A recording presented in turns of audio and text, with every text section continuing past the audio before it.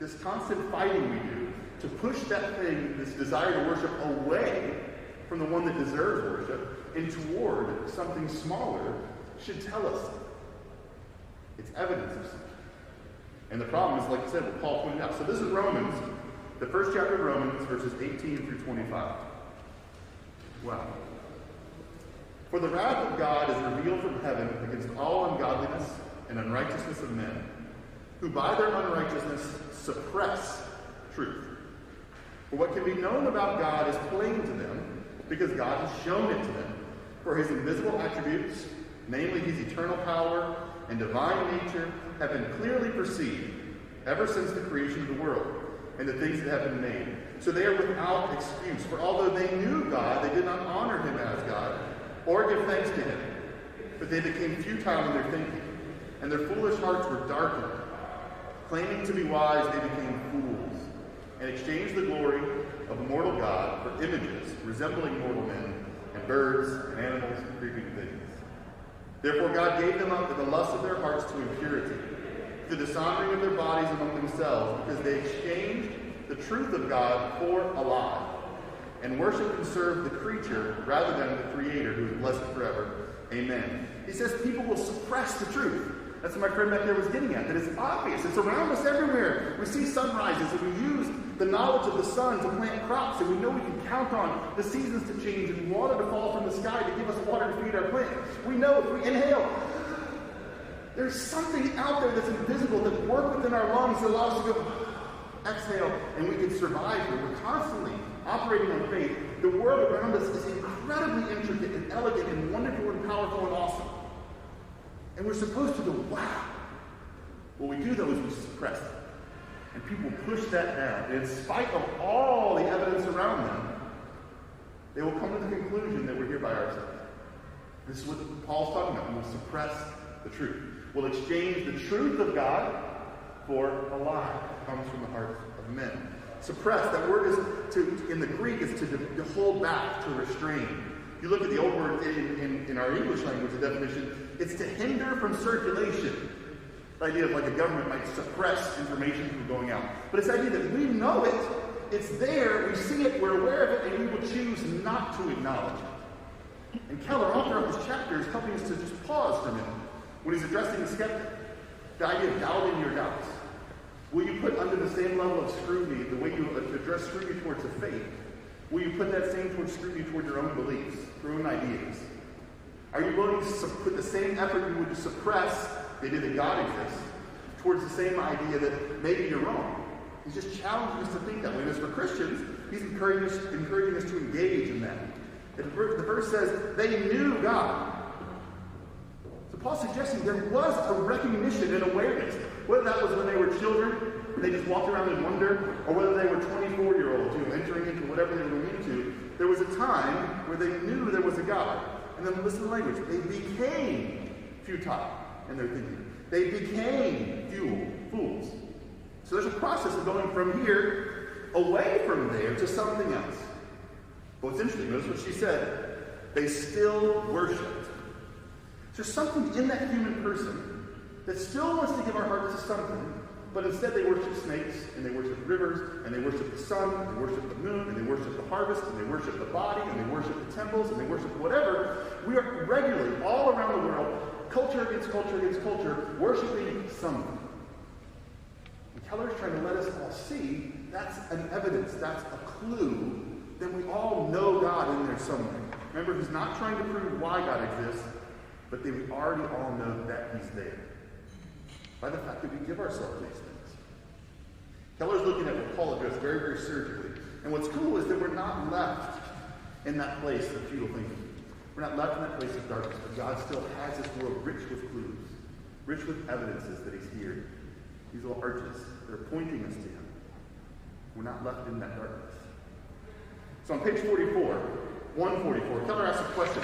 It's going to kind of get into this. And he says this. Should we hold animals guilty for violating the rights of other animals if the stronger ones eat the weaker ones? Okay? So in this Knowledge of God chapter, if you didn't get to read it, one of the things he's exploring is this awareness that you and I have that there is such a thing as something morally good. There is such a thing as beauty. There's also something we recognize as morally evil, and there's such a thing as the profane. That we as humans have recognized that across the history of the world and across the globe now. We know it. And we know it so much that we are aware, we notice it in nature and other things as well. But we make a distinction. We make a separation. That for you and I to behave in the way that animals do would be inappropriate. So we ask the question. Again, this is the skeptic challenging him back and forth on whether or not these morals are real. And the guy throws this out there, so Keller asks the question. Why don't you hold accountable the lion for eating the gazelle? So I'm asking you that question. It's rich with thoughts. Should we hold animals guilty with violating the rights of other animals if the stronger ones ate the weaker ones? I'm curious. What do y'all glean from that? What does it pull out of you? What do you see embedded in that question, if anything, that speaks this idea of whether or not there's moral beauty in the world, whether or not there are these clues that tell us something true in our hearts that God exists?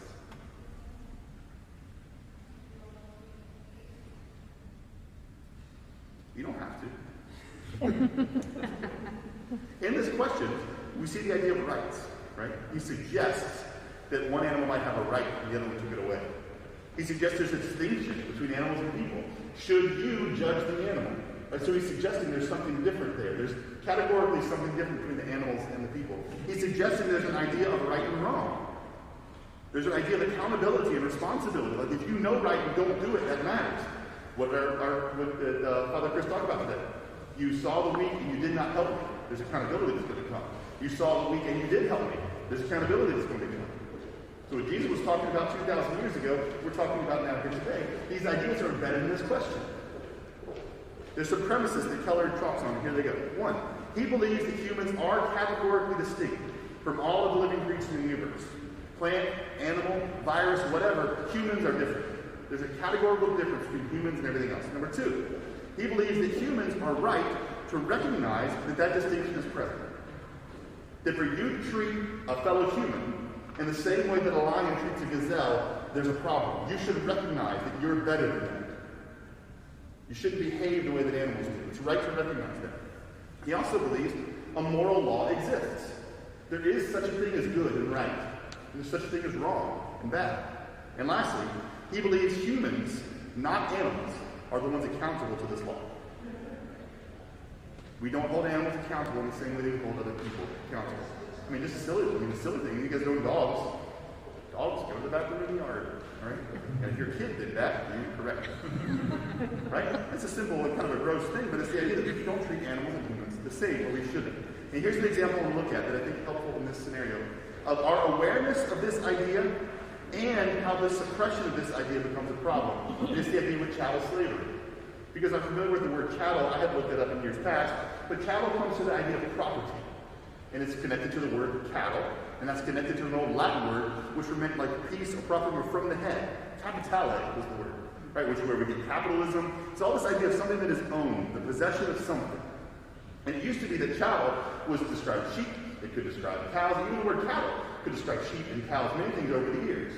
Eventually, we kind of in America, cattle referred to as cows, sheep is something else. But at some point in the 1600s, we started to use this word chattel to describe people.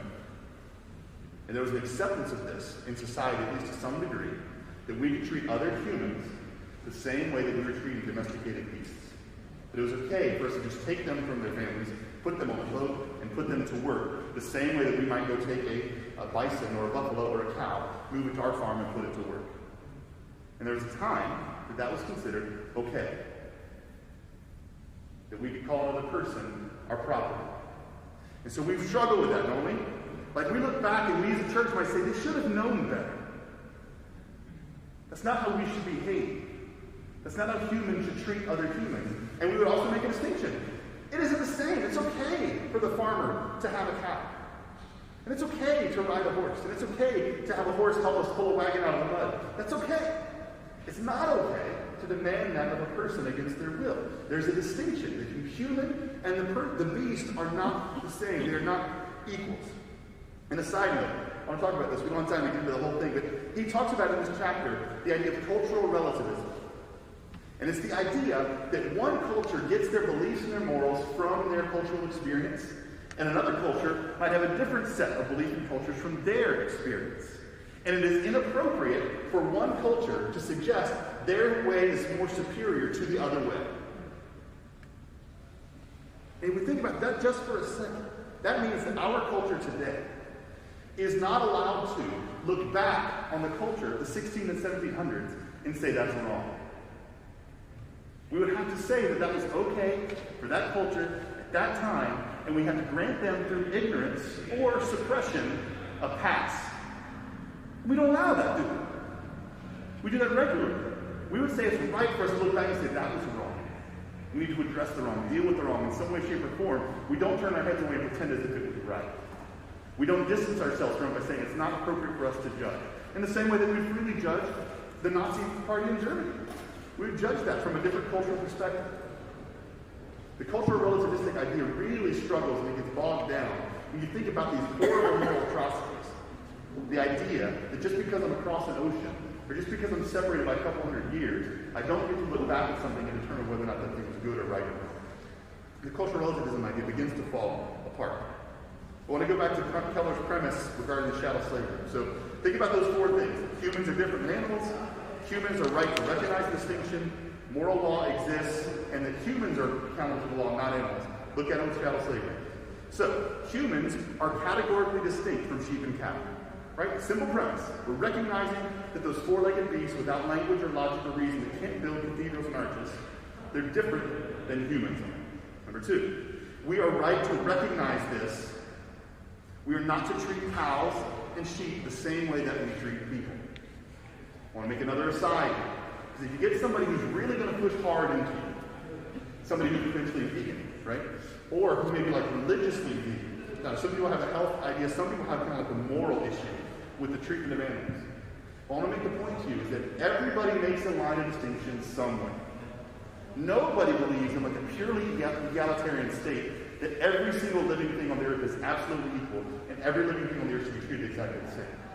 Some make a distinction, for instance, in plants. It is morally reprehensible to harm a dog. It is morally okay to harm an unicorn. A line has been drawn. We've made a distinction somewhere. Right? We all have a line of distinction somewhere. Many of us, I don't know anybody who doesn't swallow mosquito. Right? Who doesn't put termite poison around their house to kill termites. Right? We have lines somewhere. And there's at some point we have allowed ourselves to believe it's okay to treat this particular part of creation in a way that I would not treat another part of creation. And so if we can get to the point of just understanding where someone puts their line, we can begin to start to address the common ground. Why do you think that that thing deserves to be treated with a certain level of distinction and the other thing does not? What's your criteria? And again, what Keller's going to call us back to, and the Bible's going to call us back to, is going back to Genesis creation. You and I are made in the image of God. Everything else is simply made to point us to Him. And we have dominion over those things. That's ultimately where we want someone to get, to understand moral law, to understand why murder is wrong, etc., etc., etc. But sometimes we have to just get to that place where someone simply wants to say, everybody's treated the same. You just got to find their line. It's in there somewhere. And I'm going to bet one of them is an easy one, is if they had a bacteria or a virus in them, they wouldn't want to. You know, the self-preservation is basically, again, getting into your science, the virus is different than a plant, it's different than an animal. I got that all, but the idea is we have living things. Some we feel okay treating differently than other things. Just an aside, again, we don't have a lot of time to get to it, just putting it there for you. So the third thing is that we recognize a moral law that tells us we aren't out to own another human. And on page 146, he talks about this as a moral value. I shouldn't own a person. It's just a moral positive, it's a moral good. That fourth thing he talks about, though, is that you and I are accountable to this law, which he talked about as a moral obligation. We're called to recognize a distinction. He defined it like this. Moral obligation is a belief that some things ought not to be done, regardless of how a person feels about them within herself, regardless of what the rest of her community and culture says, and regardless of whether it's in her self-interest or not. You have an obligation to that. That if somebody is freely going out there doing something that is morally out of bounds, that we have an obligation to say, stop. In the biblical terms, the Christian we talk about, this is justice. That we should not let oppression happen. The poor should not be stomped on. The people who don't have food should not be taken advantage of. The naked should not be oppressed. Those sorts of things that come from this justice idea that we should recognize there are moral wrongs. We have an obligation to step into that gap. We have an obligation to call them what they are. And that's a good thing in us. And again, that's a place where we find common ground. When you find someone who's outside the faith, and they passionately believe in a wrong, trafficking is evil, we should stop it. Right? I don't know many people that are in support of trafficking. But you may find someone you've got to try, why is trafficking so wrong? Because you're talking over coffee or you're wrestling with the issue. What's the problem then? Right? People should not be owned. People are not property. People should be given the autonomy to live their lives they're made to live. Yes, yes, yes. Where does that idea come from? Just because people should be nice to each other. No, there's more to it than that, right? And now you get a chance to introduce the idea of the Imago Dei, the idea of creating moral order, and what God does. Again, an incredibly hard way to kind of conversation. But this is what we're talking about. So Bill wanted me to, as this is going to feel like a segue a little bit, as an aside. But he wanted me to talk about what I do, where I'm from, right? So I work at a place called the Pregnancy Help and Information Center down on the south side of town. And so I want to compare the work that I do with what's going on in this book and chattel slavery and that whole bit. So our culture today, modern culture, particularly in America, has a belief, and the belief is this, that not every human is actually a person. We've created this term, person. And this person has with it weight. We pull it out of the 14th Amendment. From the 14th Amendment, a person, it should be protected by all the rights and privileges and laws in our Constitution. But going back to Roe v. Wade, we have made a distinction that a human that we know genetically is human, that we know is distinct from its mother, it isn't actually a person. And so the rights given and protections given to a 1-week-old baby are different than the way that we view a baby that is 1 week from being born. And it's based on this idea of what is a person. So culturally, that thing is accepted. That is where we live. And so we have laws, if you look at it, our laws are strong in protecting the innocent and the children. Strong. If you harm a child, our laws come down on you severely. Think about societally what happens. If we hear a story about someone harming a child, we're revolted by that idea. If that story comes on the news, people are like chucking stuff at the television. You'll hear phrases like, when you hear about someone abusing a child, you'll hear phrases like this, there's a special place in hell or something like that. Like there's a righteous indignation in us. You should not harm a child. You are strong. Because you are strong, you should not harm that as weak. We hate bullying, right? Bullying is awful. Because a strong person using their position to harm or hold someone else down, we hate it. And we have laws. What is a hate crime law? The same idea that you should not be leveraging a position of power or authority over someone else to their detriment or harm. Our laws are strong against it. And you say that's a good sign for our culture, a good evidence in our society. But not everybody's protected by it. If you give him a position and he poisons a human person and stops a beating heart, and then he takes that person apart to kill them, we call that abortion. And we as a society go, it's okay. Right? Now granted, there's a huge portion of our society that says, no, that's not okay. But as far as our laws go, our laws say that's okay. So we've got this distinction happening. On the one hand, a person, do not harm a child. On the other hand, not a person, it's okay to harm a baby before they're born. Right? So we have a line to come from. So we're getting into this question that Keller's talking about. We have to do a lot of work to suppress the truth of what is inside a mother's womb. Now, when Roe v. Wade came out, this is the very, very beginning of like ultrasound technology. And we maybe look back at them and give them a pass. They were doing their best they could to interpret a situation that they didn't have particular knowledge of.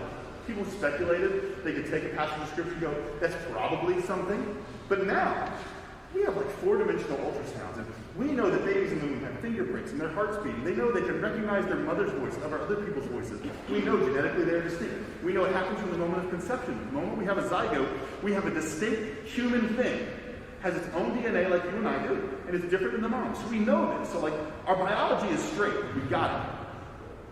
We understand it. Our embryology, we've got it. But philosophically, we make a distinction. And even if you look at the dissenting opinion in Roe v. Wade, they said if we can establish that this thing in the womb is an actual person, this entire law goes away. Because now protected by the 14th Amendment. So this person becomes the question. What is a person? What makes a person? Societally, we have said the baby in the womb doesn't count. So we as a church have to figure out what do we do. So you have things like pregnancy centers. So where we exist to try to be a compassionate and merciful ministry to the world, where you have a mother who's in such a state of flux, such a state of chaos, that she's considering ending the life of her child. So we try to be there to show them there are things that we can do them to help. There's resources out there. There's housing out there. There's bill payment out there. There's adoption is a potential thing that's out there. There's people that will surround you. One of the most protected and cared for classes of people in this country is the single mother or the single pregnant teen. There are millions and millions and millions of dollars of resources available to help that person. We want to help that person. We think it's compassionate. We sometimes just have to introduce those things to these moms. We want them to know you have help. People care about you. Your current situation may be really, really painful, but there's other situations out there. There are people who will come alongside you. We can help you with diapers and clothing and wipes, and we can teach you how to be a good mom. We can get you a new car seat. We can find you. We can get you out of the living situation that you're in. Get you into a better living situation. We can do all kinds of things to help. You don't have to kill your child. That's what pregnancy centers are there to do. When someone thinks that killing my child is my only option, we want to be there to be the hands and feet of Christ in a moment of decision and let them know there are other options. And we hope and we pray that we can help save a life. And that comes from a sense of moral obligation. Like, listen to this quote. Even though society thinks something should be done, we say regardless of how a person feels about them within herself, regardless of what the rest of her community and culture says, and regardless of whether that's her self-interest, we should stand in the gap. We should do something about it. It's a big deal. On page 151, Keller makes this statement. He says, if human rights are created by the majority, what good are they? So to step out of this little aside about what I do, I want to go back into the rule of law, rule of land. The majority has said, this is okay. And so we're sitting here wrestling with, where do we fall in that belief? Is it okay? Is it not okay? So let's take it out of that particular situation. At one time in England, the majority said owning a person was right. And not just right, it was a right. At one point in the United States, the majority said owning a person was a right.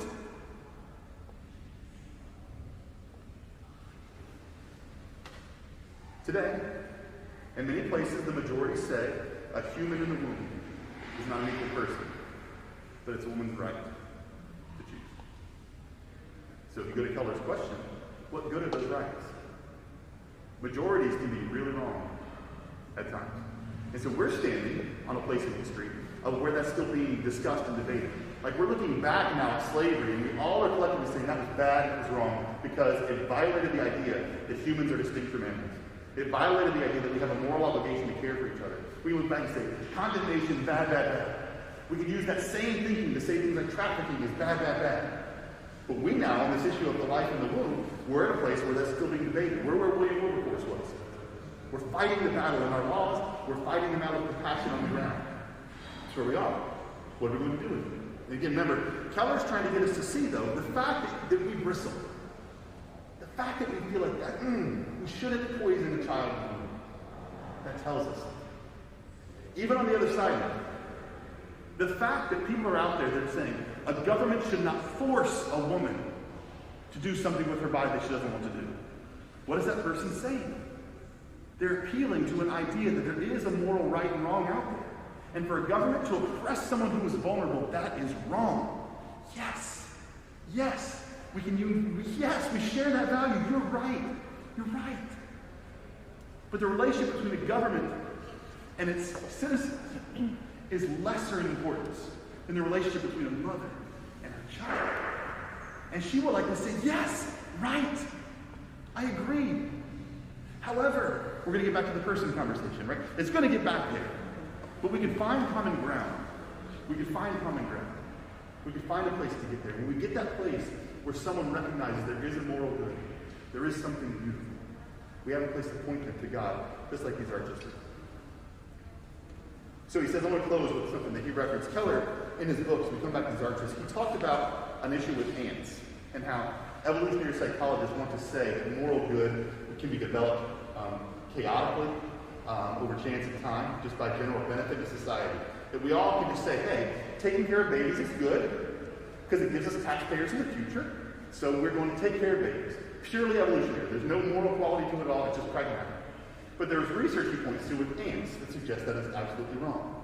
And he's referencing it from a book that's in this book, The Language of God by Francis Collins. So like, if you want to stretch your brain more, this guy was the director of the Human Genome Project. So a brilliant guy investigating DNA, came from being an agnostic or an atheist to having faith in God because of the work that he was doing. And one of the places of distinction he got was he found a sonnet written by a guy named Sheldon, I'm going to mess his name up, Van Auken, or Van Auken. I want you to hear this because the closing stanza of this sonnet kind of punctured the facade that Collins had as he was suppressing the truth. There cannot be a God. There cannot be a God. Science, science, science. Materialism, materialism, materialism. No God. Suppress, suppress. This poet, the art, the beauty, pulled out and it goes like this. Did Jesus live? And did he really say the burning words that banish mortal fear? And are they true? Justice is central here. The church must stand or fall. It's Christ we weigh. All else is off point. The flood, the day of Eden, the virgin birth have done. The question is, did God send the Son, incarnate, crying love? Love is the way. Between the probable and the proved, there yawns a gap. Afraid to jump, we stand absurd. Then see behind us sink the ground, and worse, our very standpoint crumbling. Desperate dawns, our only hope to leap into the word that opens up the shuttered universe.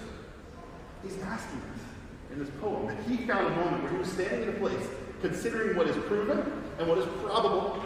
And as he was considering the glory of what was probable, he looked back at where he was standing and noticed that wasn't any sure footing. He found himself in between. On either side, there's an issue of faith. On either side, there's an issue of belief. On either side, it's not absolutely proven. What am I going to do? He found himself standing in a gap. And he says, I hope that I would leap into the word, capitalized, that opened up the shuttered universe.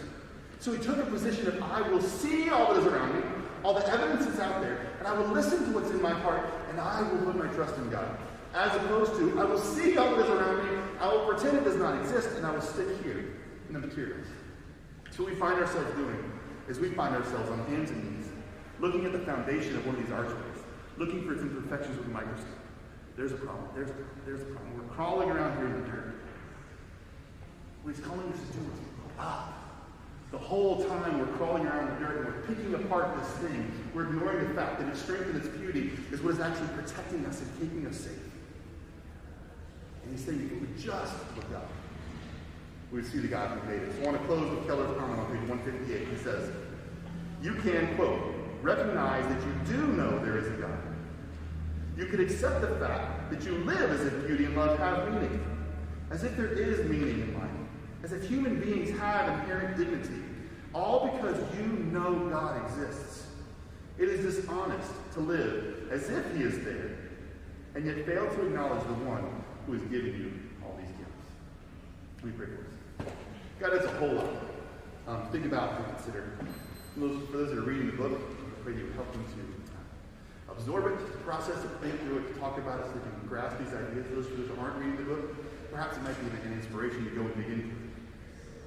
I pray that all of us would notice these moments of beauty in the laughter of a child, the birth of a child, the sunset, wherever it is that we see the beautiful things, that we would let us draw our eyes to you, Lord. That we would not put them back into the dirt, we would not be content to play in mud puddles, we would look up and see the stars and know that you are the one who created them and named them and made it so that we would see you. And that you made us. That out of that realization, we are made in your image, and you've called us to be in a relationship with you. We would feel a desire to worship and worship rightly, that our hearts would be calibrated back to the way you've made them, not obscured by sin, but pointed directly at you, Lord, we would worship. And then out of that we would draw others to you. But I pray for each of these people in this room that are listening, and for the friends whom they're talking to, whom they're trying to help know better who God is, that you give them humility, you give them patience, you allow them to point to what is beautiful, that they might see God. I do pray that each time we walk into the doors of this church and we see these arches, we would recognize their strength, but also see their beauty, and let us remind us of what the church is to be. Let it remind us of this blending between beauty and doctrine, that we would be able to see you, Lord, who made this world, that we would live in it and point it to you. Christ in Amen. And I am 11:02. I have no word. So I'll be hanging out with that. And we'll talk about this stuff, other books I got, or talk 5 seconds.